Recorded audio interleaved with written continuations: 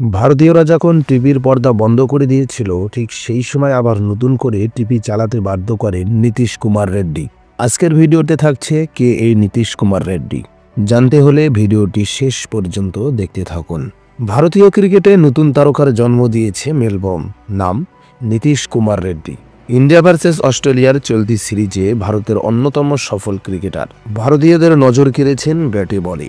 নীতিশ রেড্ডি প্রতি ইনিংসে ভালো খেললেও বড় রান করতে পারছিলেন না তিনি, সেটাই মেলবোর্নে করেছেন। টেস্ট ক্যারিয়ারের প্রথম ১৭ রান করেছেন তিনি, কিন্তু এই জায়গা পৌঁছাতে অনেক লড়াই করেছেন নীতিশ। লড়াই করেছেন তার পিতা মতিয়ালা রেড্ডিও। লোভ ছেড়েছেন তারা ১৫ কোটি টাকার। কিশোর বয়সে মাসে মাসে পাওয়া ১৫,০০০ টাকায় তাকে এক বড় ক্রিকেটার গড়ে তুলেছেন। নীতিশের বয়স যখন ১২ বছর বয়স, তখন তাকে ভারতের প্রাক্তন ক্রিকেটার তথা প্রাক্তন জাতীয় নির্বাচক MSK প্রসাদের কাছে নিয়ে যান মতিয়ালা। নীতিশকে পরীক্ষা করে দেখেছিলেন প্রসাদ। নেটে তার ব্যাটিং বোলিং দেখে মুগ্ধ হয়েছিলেন প্রাক্তন ক্রিকেটার। তখনই অন্ধ্রপ্রদেশ ক্রিকেট সংস্থার সঙ্গে কথা বলেন প্রসাদ। সংস্থা ঠিক করে মাত্র প্রতি মাসে ১৫,০০০ টাকা খরচ করা হবে নীতিশের পিছনে, আর সেই টাকা নীতিশের খেলাধুলা ও পড়াশোনার জন্য খরচ করা হবে। সেই ১৫,০০০ টাকায় তার কেরিয়ার বদলে দিয়েছিল। ভারতীয় ক্রিকেটে নীতিশের এই উত্থানের নেপথ্যে অন্ধ্রপ্রদেশের ক্রিকেট সংস্থার অবদান অস্বীকার করা যায় না। সেই কাহিনীই শুনিয়েছেন প্রসাদ। তিনি বলেন, নীতিশের সাফল্যের নেপথ্যে অন্ধ্রপ্রদেশ ক্রিকেট সংস্থার অনেক বড় অবদান রয়েছে। আমরা প্রথমবার দেখেই ভেবেছিলাম ওর মধ্যে অনেক প্রতিভা রয়েছে। অন্ধ্রপ্রদেশ ক্রিকেট সংস্থা ঠিক করেছিল একটা সময় পর্যন্ত প্রতি মাসে ওর জন্য ১৫,০০০ টাকা খরচ করবে। সেই সাহায্য পেয়েছিল বলেই ওই জায়গায় পৌঁছাতে পেরেছে। ওর সাফল্যে আমরা অনেক খুশি।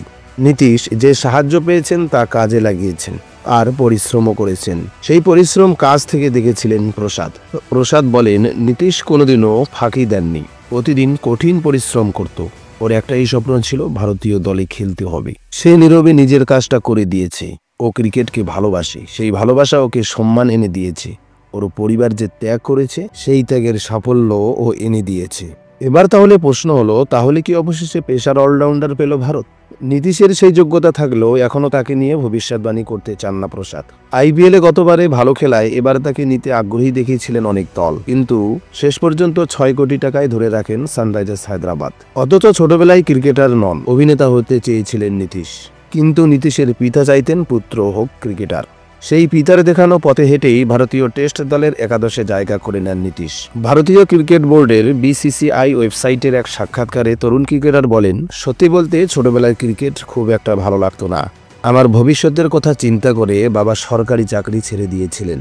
আমার জন্য আমার বাবা প্রচুর কষ্ট করেছেন। একদিন দেখি বাবা কাঁদছেন। সেই সময় আমাদের আর্থিক সমস্যা ছিল অনেক। সেই স্বপ্ন আমি আজ সত্যি করেছি।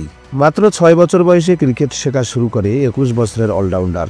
নীতিশের বাবা নীতিশকে ভর্তি করে দিয়েছিলেন কুমার স্বামীর একাডেমিতে। তিনি প্রতিদিন ৩০ কিলোমিটার পুত্রকে নিয়ে যাতায়াত করেছেন। শনিবার মেলবোর্নের গ্যালারিতে বসে কাঁদতে কাঁদতে পুত্রের তারকা হওয়ার প্রত্যক্ষ করেছেন মতিয়ালা। আর সেই কারণেই হয়তো টেস্টে নিজের প্রথম ১০০ রান পিতাকেই উৎসর্গ করেছেন নীতিশ। শনিবার দিনের খেলা শেষের পর নীতিশ সমাজ মাধ্যমে একটি পোস্ট করেন। সেখানে গ্যালারিতে বসে তার পিতার কান্নার ছবি রয়েছে। নীতিশ লেখেন, এই ১০০ রান তোমার জন্য বাবা। ছেলের স্বপ্নকে সত্যি করার জন্য তার বাবা কত রাত ঘুমায়নি, কত রাত খায়নি। অনেক আত্মত্যাগের ফসল শনিবার নীতিশের ১০০ রান। যে স্বপ্নের জন্য ১৫ কোটি টাকার লোভ ছেড়েছেন, সেই স্বপ্ন ধীরে ধীরে সফল হচ্ছে। এভাবেই তো তারকার জন্ম হয়। শনিবার মেলবোর্নে সেটাই দেখেছেন নীতিশ। বন্ধুরা, নীতিশের এই ১০০ রানের ইনিংস তোমাদের কেমন লেগেছে তা আমাদের কমেন্ট করে অবশ্যই জানাবেন।